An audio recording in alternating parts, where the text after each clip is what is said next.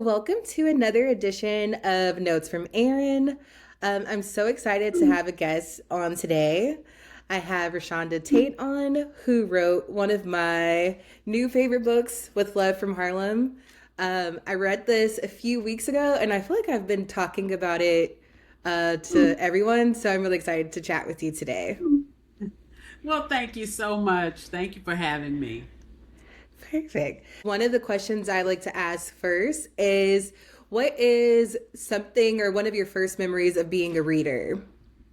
Oh, I've always loved reading. In fact, I would get in trouble. And so there's a picture of me as a toddler, and I have food in one hand and a book in the other. And that was the story of my life. I would sneak and read. I would sneak in math class, so I'd get in trouble. I'd read at funerals. So I've been a reader all my life. No, I feel like I'm the same because I feel like I've always had a book or a notebook in my hand my whole Yeah. life. And even going a little bit deeper with that, I know that With Love from Harlem is your 54th book.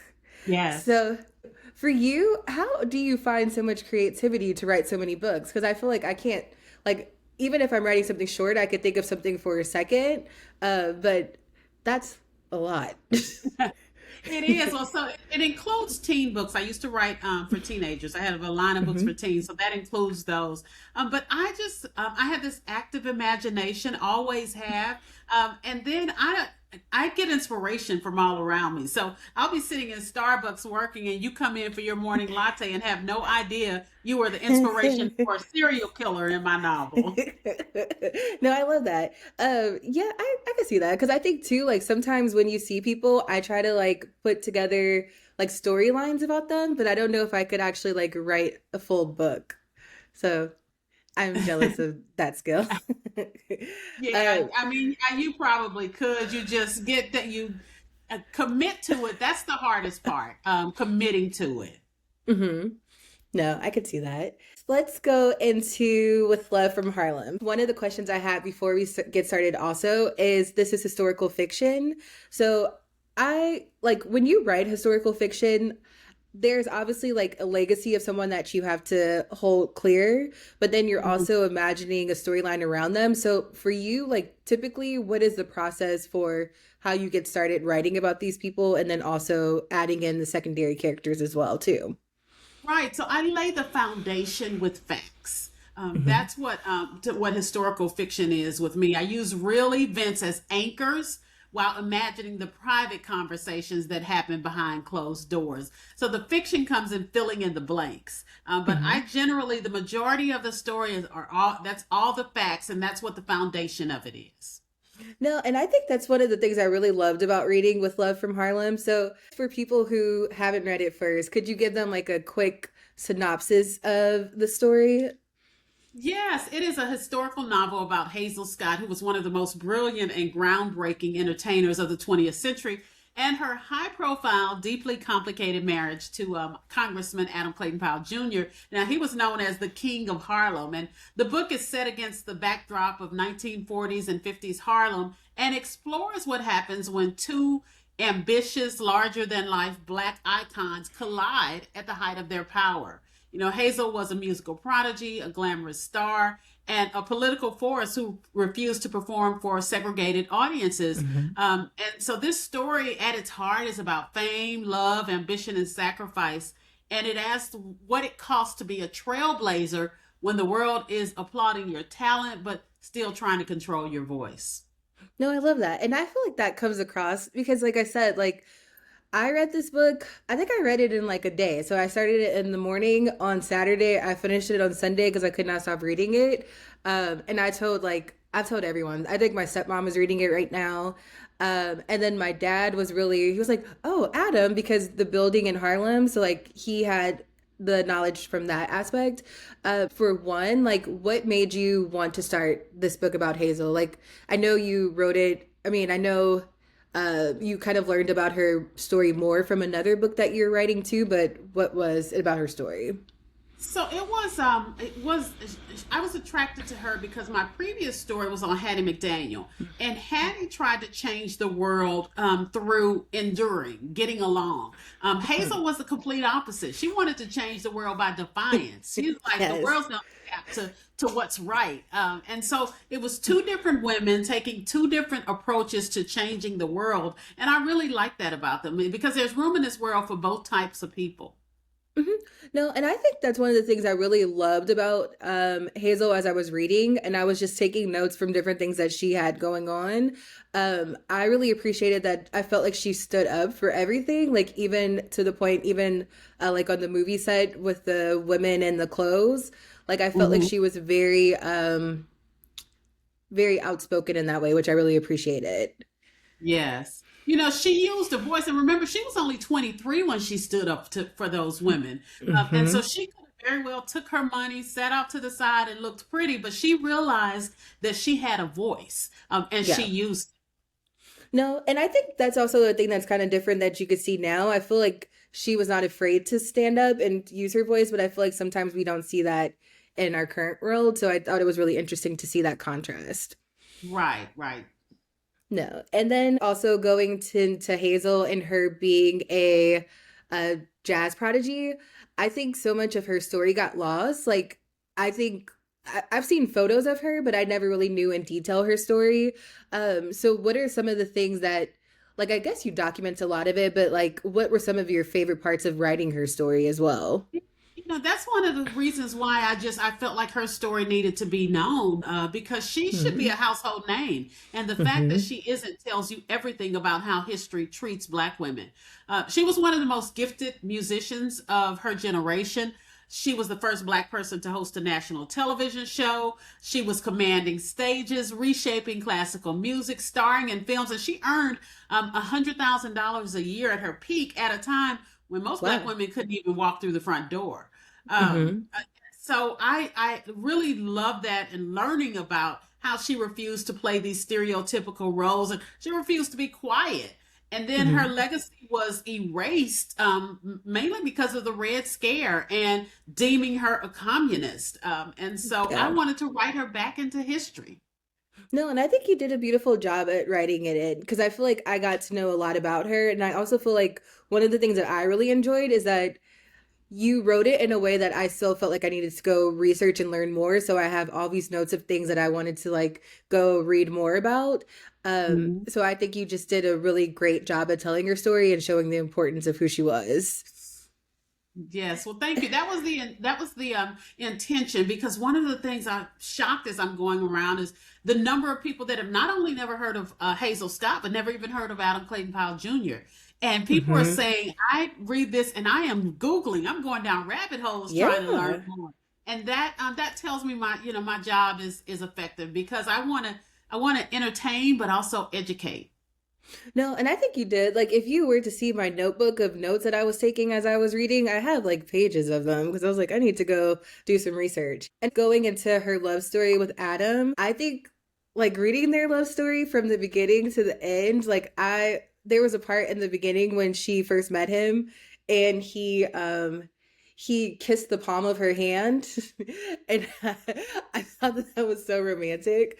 So how did you approach writing about their relationship, because I feel like even with the demise of their relationship, it still it didn't read like super negative, even though like it could have. So like, how did you go about that?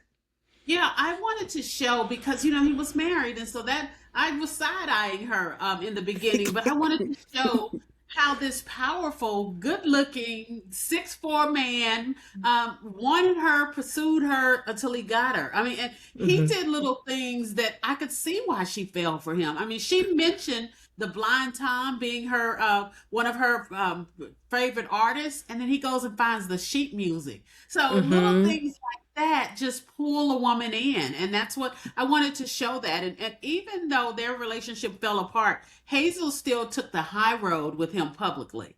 She Yeah. wasn't going to badmouth him. People would come and try to get it out of her in interviews, and trust, she had a whole lot of negative things to say, but she still took the high road and respected him as a man of the community, but as the father of her child.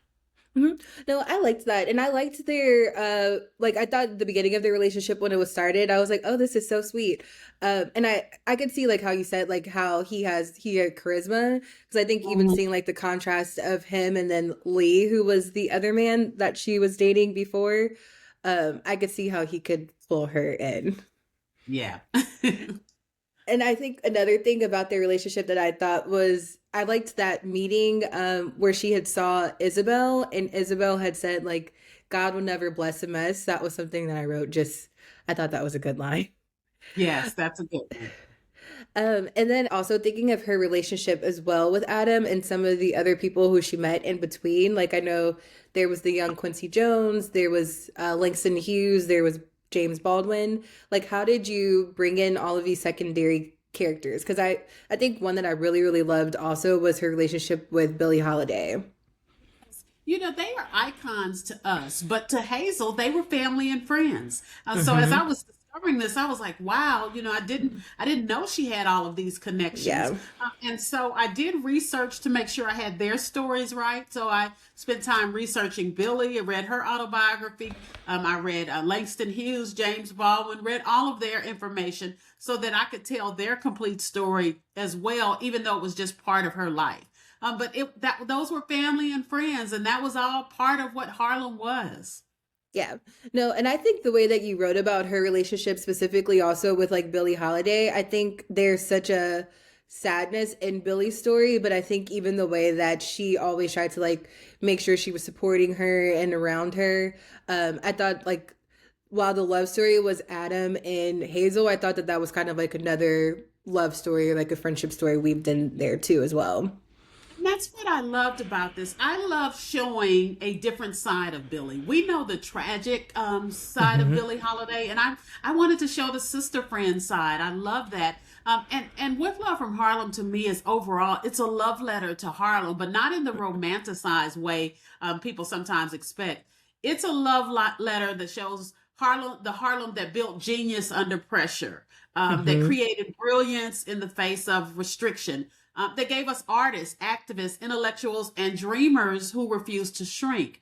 And it's also a love letter to the cost of that brilliance. So I wanted to show that the love relationship with Adam, but the love for friendship and sisterhood Hmm. and all of that. No, I loved it. And I think one thing that I did learn too is through like one of the incidents with Billy and when she was in the hotel with James Baldwin, I like I knew of the Harlem riots, but I didn't really know in depth of why they started.